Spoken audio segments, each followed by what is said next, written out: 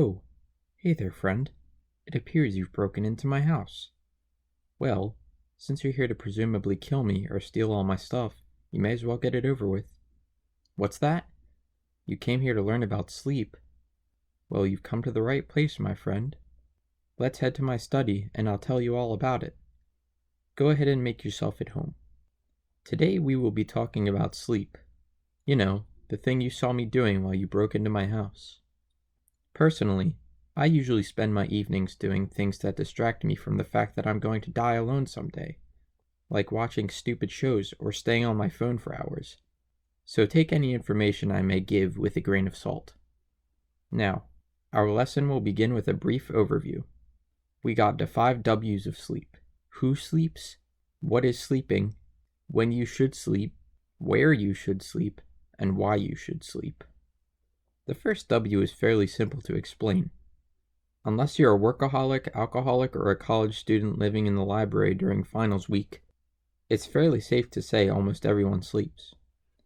There are very few known non-human species that can go without sleep, but one that allegedly can is the fruit fly. In a study between 2 groups of flies, one was kept awake for their 50-day life cycle, while the other group was allowed to rest. After the test was concluded, it was found that there was barely a difference in survival rates. The group of flies made to stay awake were kept in individual tubes that would shake violently whenever they stood still for too long, yet they stayed alive for just as long as the resting group.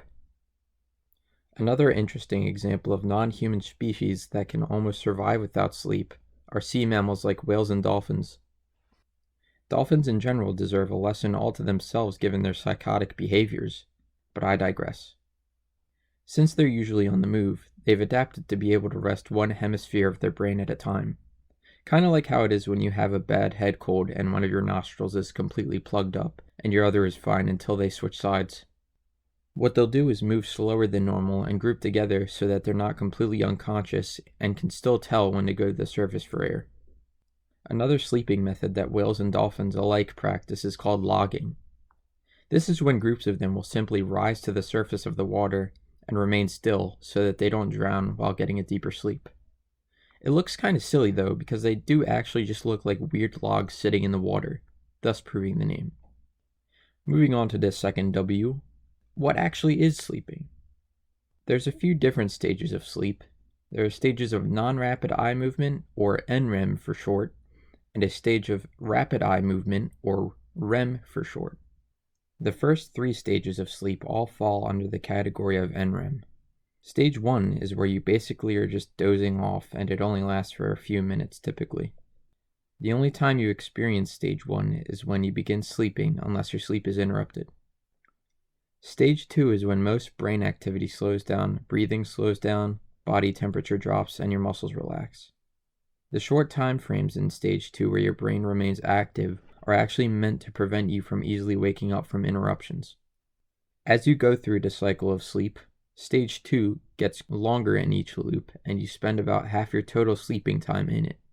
It only starts off lasting about 10 to 30 minutes though. Next up we got stage 3. You spend a good chunk of the first half of your sleep in stage 3, aka deep sleep. This stage is said to be crucial for restorative sleep to help heal your body and cleanse the mind. It's important to get enough deep sleep to help with memory and other cognitive junk like creativity and insightfulness as well. And finally, we got stage 4, which is REM sleep. As you may know, this stage is responsible for the most vivid dreams that we experience, and this is because brain activity rises dramatically. REM sleep occurs about 90 minutes into an uninterrupted sleep cycle, and each cycle makes the REM stage longer. Here's a fun fact about this stage of sleep.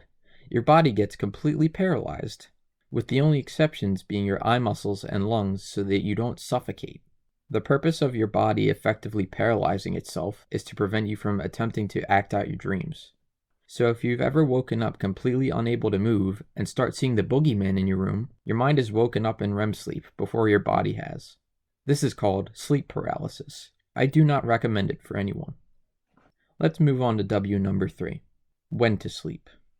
Ideally, you want to sleep for a long period of time at the same time of day every day. Of course, The time you go to sleep at is going to depend on your personal schedule, so just try to be consistent. The time you go to bed doesn't really matter as long as you make sure it matches up with that idea of same length in time. That idea is referred to as your body's circadian rhythm. It's a natural process that occurs biologically to make sure your body knows when to start getting ready to rest. The amount of sleep you need slightly decreases with age, but the average adult needs around 7 to 8 hours to feel well rested. Kids and teenagers, on the other hand, need around 8 to 11 hours, so if you're still a youngin', make sure to go to bed a little earlier if you can. The next W I want to talk about, where you should sleep, is also kinda dependent on whatever your preferences may be, but I can at least offer you some tips about it. In order to reassure you that I'm definitely not just pulling this information out of my big fat rear end, I'll cite the ASA, or the American Sleep Association. According to them, you should dedicate your bed exclusively to sleeping. In their example, they say that if you use your bed for activities other than sleeping, it may interfere with your ability to sleep. This is because your brain will automatically associate any other activities with being in bed. So don't go playing chess or practicing your tortoise impressions late at night anymore. Darn it.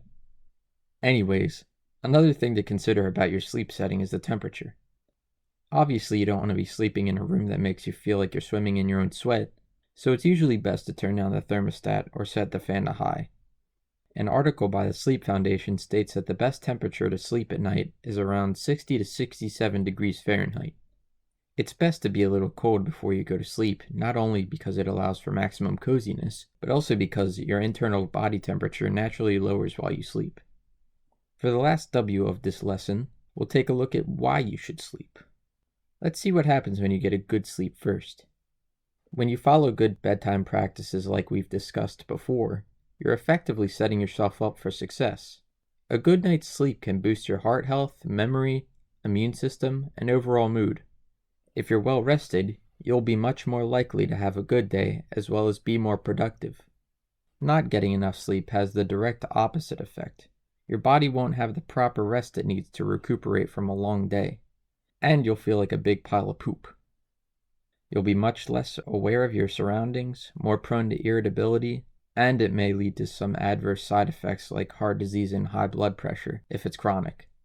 Plus, if you haven't slept in over 24 hours, you're just as likely to get into a car accident as someone with 10% blood alcohol content.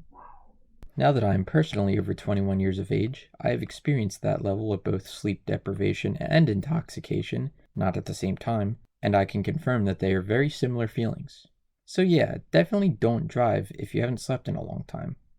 That just about wraps it up though. Hopefully I have helped you further your knowledge about this process we experience every night. Maybe you'll even be able to sleep with some dolphins next time you see them floating around. Actually, don't try that though. You will die a horrible death. For now, I suggest we both go get some much needed shut-eye. Seriously, get out of my house. This lesson is brought to you by Storm 308. Thanks for watching.